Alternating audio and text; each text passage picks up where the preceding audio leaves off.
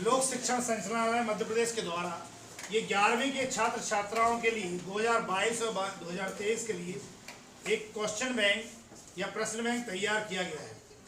कहा जा रहा है कि इस 2023 के वार्षिक परीक्षा के जो भी प्रश्न उत्तर आएंगे वह सभी इसी क्वेश्चन बैंक से आएंगे। तो मेरे प्यारे बच्चों, इन सबको आप ध्यान से सुनें और ध्यान से पढ़ें। इसका हर एक क्वेश्चन आपके लिए अति आवश्यक है।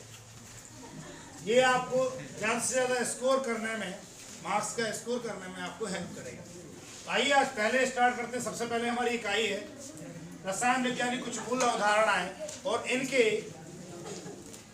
आज हम पहले वस्तुनिष्ठ प्रश्नों के बारे में बात करेंगे। आपको इसके पहले बता दें कि आपको इस बार 28 नंबर के वस्तुनिष्ठ प्रश्न, खलिस्तान, सही जोड़ियां या एक शब्द या एक वाक्य में उत्तर देने वाले प्रश्न आने वाले हैं। सर्वप्रथम इसमें वस्तुनिष्ठ प्रश्न आएंगे। तो ये अपन इकाई 1 के वस्तुनिष्ठ प्रश्न यहाँ हल करते हैं। चलिए सबसे पहले देखते हैं इसमें जो बहुविकल्पी प्रश्न दिए हुए हैं। इनमें पहला दिया हुआ है 7 ग्राम नाइट्रोजन गैस का एनटीपी पर आयतन होगा। 7 ग्राम नाइट्रोजन गैस का एनटीपी पर आयतन होगा। ऑप्शन है 22.4 litre, 11.2 litre, 5.6 litre and 2.2 litre. हमें मालूम है कि गैस लिखा है यहाँ पर ये हमारा इसमें गैस लिखा हुआ है। सर एनटीपी का मतलब क्या होता है?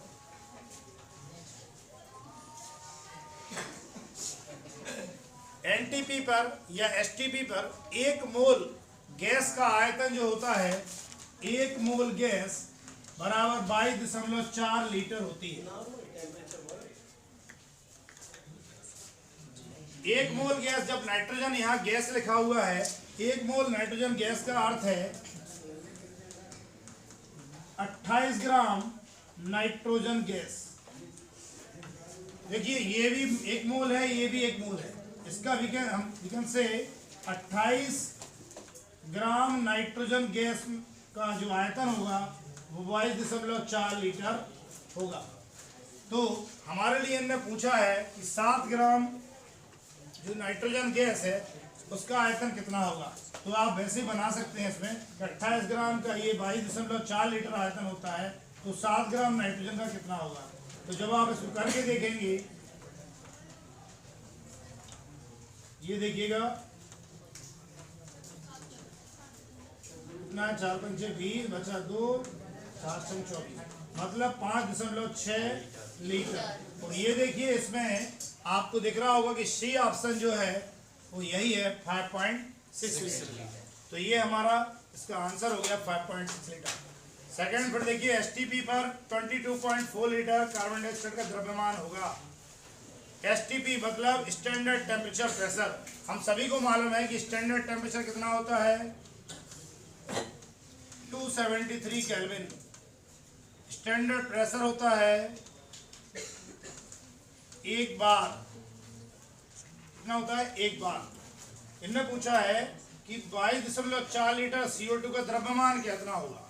कितना द्रव्यमान पूछा है हमने, और दिया क्या है आयतन।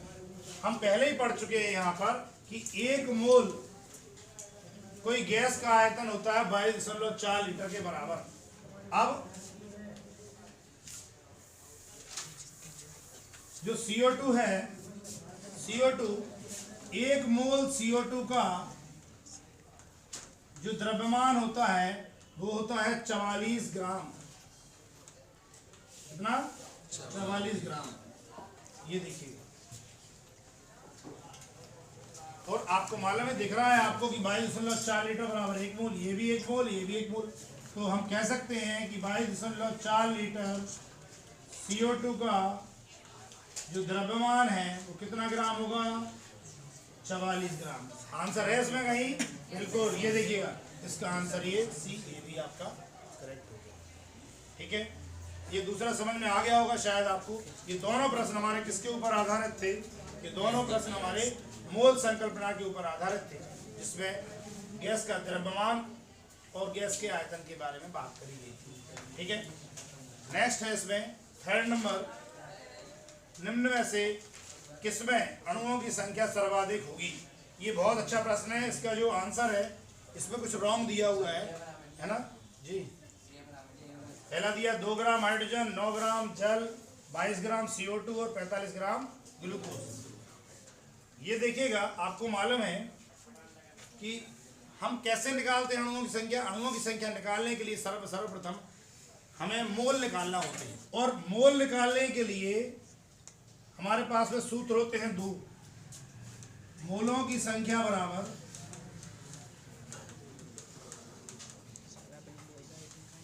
दिया गया भार या द्रव्यमान बटे आणविक द्रव्यमान या भार, ये होता है। इसमें देखिए, आप सबसे पहले अपन बात करते हैं किसके बारे में, 2 ग्राम नाइट्रोजन की। जिसके मोलों की संख्या कम होगी उसके अणु भी कम होंगे, ठीक है। देखिएगा 2 ग्राम ने दिया गया भार है, और आपको मालूम है हाइड्रोजन जो होती है गैस होती है, हाइड्रोजन गैस का भार भी कितना होता है, द्रव्यमान या आणविक द्रव्यमान कितना होता है, 2। तो ये आ गया कुल मिला के 1 मोल। ये क्या आ गया यहाँ पर, 1 मोल। हाइड्रोजन के मोल कितने हो गए, 1 मोल। आइए दूसरा इसके निकालते हैं हम, हमारे 9 ग्राम जल की। 9 ग्राम जल की अगर हम बात करेंगे तो इसमें क्या आएगा, वही मूलों की संख्या को किससे दर्शाते हैं मालूम है आपको, मूलों की संख्या n बराबर कितना आ जाएगा, 9/18। अब 18 कहाँ से आ गया, क्यों भाई, आणविक भार। H2O का आणविक भार कितना होता है, 18। देखिएगा ये कैसे निकालते हैं, इनके परमाणु भार से हम क्या निकाल सकते हैं, आणविक भार। 2 हाइड्रोजन का परमाणु भार होता है कितना, 1 धन ऑक्सीजन में कितना होता है, 16। 2 धन 16 बराबर 18। ये 18 जो है वो यहाँ है ना। तो जब इनको काटोगे तो आएगा 1/2 या 0.5। चलिए इनमें दोनों में ही कंपेयर करते हैं पहले, है ना। एक के 1 मोल आ रहे हैं, दूसरे के कितने आ रहे हैं, 0.5। अब बात करते हैं किसके बारे में, कार्बन डाइऑक्साइड। यहाँ MCO2 लिख देता हूँ। तो 22 बटे कितने आ गए, इसका अणु भार आणविक भार होता है कार्बन डाइऑक्साइड का 44। ये भी कितने आ गए, 1/2 मतलब 0.5। और लास्ट में आया है कौन सा हमारा, एक और 45 ग्राम ग्लूकोज। 45 ग्राम ग्लूकोज क्या अगर निकालेंगे तो n बराबर कितना आएगा, 45 बटे 180। मतलब ये आ गया 1/4। ये क्या आ गया, 1/4। ठीक है, 1/4 मोल हमारा किसका दिया हुआ है, ग्लूकोज के मोल आ गए। सबसे कम मोल किसके हैं, ग्लूकोज सबसे कम मोल है, तो उनमें क्या हो जाएगा, मोलों की संख्या हमारी क्या हो जाएगी बेटा, सबसे कम होगी। जबकि इनने क्या दिया हुआ है, सबसे अधिक होगी। तो ये क्वेश्चन का ये हमारा सर यहाँ रॉन्ग है ना। ये ऑप्शन तो हमारा इसका ऑप्शन होगा ए ऑप्शन हमारा यहाँ पर करेक्ट होगा। इसकी जगह अपन ए लिख देते हैं। नेक्स्ट वन यहाँ दिया, यदि सामान्य ताप व दाब पर 2 गैसों का समान आयतन वाले 2 पात्रों में अलग अलग रखा जाए तो उनमें ये क्या दिया, देखिएगा यदि सामान्य ताप व दाब पर 2 गैसों का आयतन समान हो, ठीक है, 2 पात्रों में अलग अलग रखा हो तो उनमें क्या समान होता है। सुनिएगा, आपने अवोगैड्रो का नियम पढ़ा है, अवोगैड्रो का नियम पढ़ा है, जिसके अनुसार ताप और दाब की सामान्य परिस्थितियों में 2 समान आयतन वाली गैसों के में अणुओं की संख्या भी समान होती है। तो आंसर कौन सा होगा इसमें, ये आंसर होगा, अणुओं की संख्या समान होती है।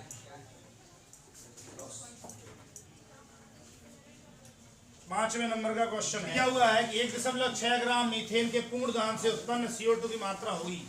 इसके लिए हमें सबसे पहले क्या लिखना पड़ेगा, ये सीमांत अभिकर्मक का एक क्वेश्चन है। इसमें हम सबसे पहले मीथेन के दहन की क्रिया लिखना होगी। मीथेन का दहन, दहन मतलब होता है ऑक्सीजन के साथ अभिक्रिया।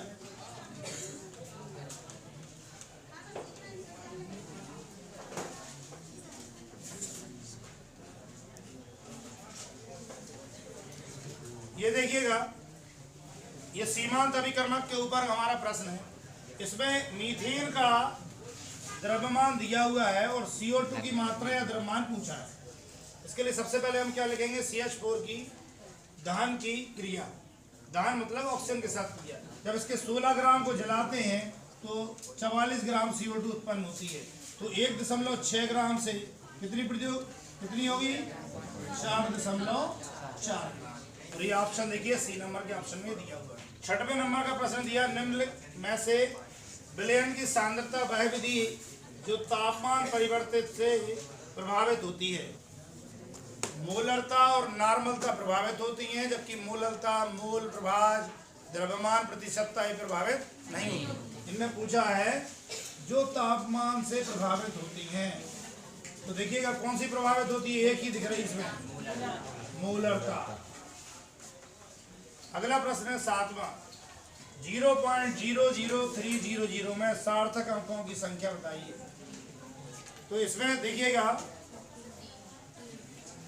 किसी आशून्य संख्या के बाईं ओर स्थित शून्य सार्थक अंक नहीं होते। किसी अशून्य संख्या के बाईं ओर स्थित शून्य सार्थक अंक नहीं होते। तो ये हमारी यहाँ पर 3 हमारी यहाँ अशून्य संख्या है, उसके बाईं ओर स्थित ये और ये तीनों क्या नहीं होंगे, सार्थक अंक नहीं होंगे, सिर्फ ये होंगे। तो कितने हो गए, 1 2 3। ऑप्शन डी करेक्ट है इसमें।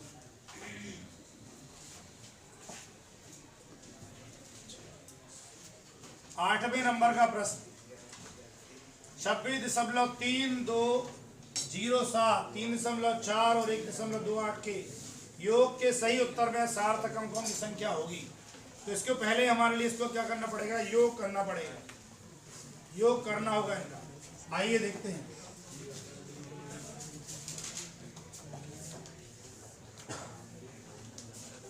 छब्बीस 3.3207, 3.4 और 1.28 इनका योग करते हैं। आइए 7 0 2 और 8 10 का 0 असला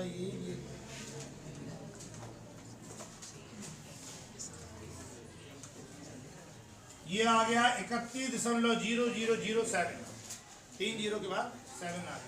अब उन्होंने पूछा है कि सार्थक अंकों की संख्या उत्तर में कितनी होगी। तो सार्थक अंकों के नियमों के अनुसार जो योग या घटाने की संक्रियाओं में उत्तर को दशमलव के बाद सबसे कम अंकों तक राउंड ऑफ करते हैं। देखिएगा तो यहाँ दशमलव के बाद यहाँ पर 4 अंक दिए हैं, इसमें 1 दिया है, इसमें 2 दिए। तो सबसे कम अंक कौन से हैं दशमलव के बाद, मतलब दशमलव के बाद सिर्फ 1 अंक है यहाँ।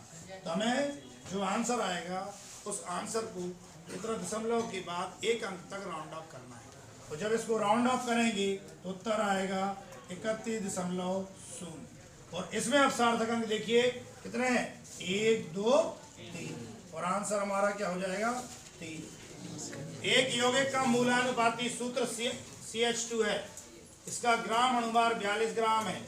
इसका अणु सूत्र होगा, देखिएगा CH2 दिया हुआ है, हम इसको शॉर्ट करने की कोशिश करते हैं है ना। कितना होता है मूलानुपाती सूत्र, आप सभी को मालूम है, जो क्या करता है, सिर्फ विभिन्न प्रकार के तत्वों के परमाणुओं का अनुपात बताता है।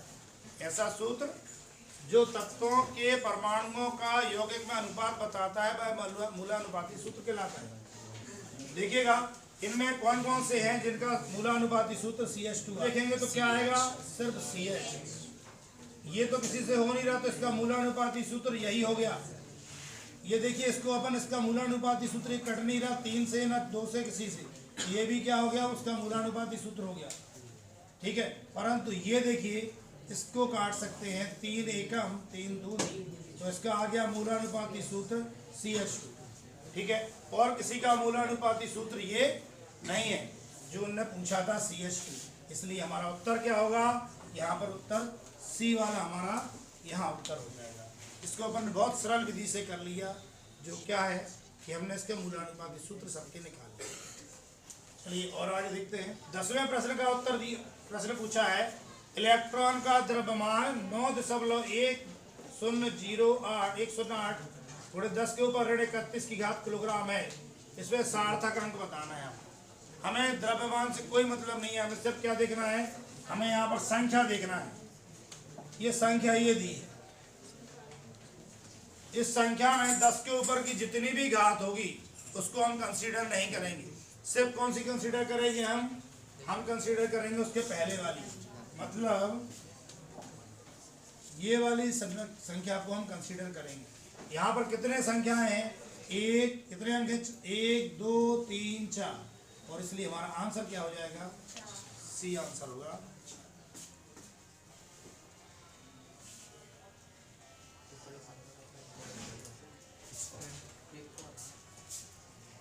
दिया हुआ है यहाँ पर 11वें नंबर के प्रश्न पर चलते हैं।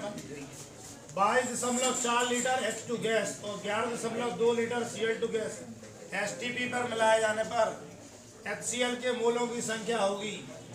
आइए देखते हैं, करते हैं। H2 प्लस Cl2 मिलकर क्या बना रहे हैं, HCl। अब इसमें न दिया हुआ, हमें मालूम है कि 22.4 लीटर, जब हम H2 को 22.4 लीटर Cl2 से मिलाते हैं तो 2 × 22.4 लीटर HCl गैस बनती है, मतलब 44.8 लीटर। अब इनने यहाँ दिया हुआ है कि ये तो 22.4 लीटर है, परंतु ये क्या दिया हुआ है, 11.2 लीटर। ये पूरी है परंतु ये कम दी है। और सीमांत अभिकर्मक आपने सुना है ना, आपने पढ़ा है कि सीमांत अभिकर्मक वह अभिकारक होता है जो क्रिया के दौरान पहले समाप्त हो जाता है। जब देखिए हाइड्रोजन और क्लोरीन दोनों अभिक्रिया करना शुरू करेंगे तो चूंकि क्लोरीन यहाँ कम मात्रा में है, इसका आयतन कम है, तो पहले ये उपयोग हो जाएगी, ये पूरी खत्म हो जाएगी और ये बची रह जाएगी।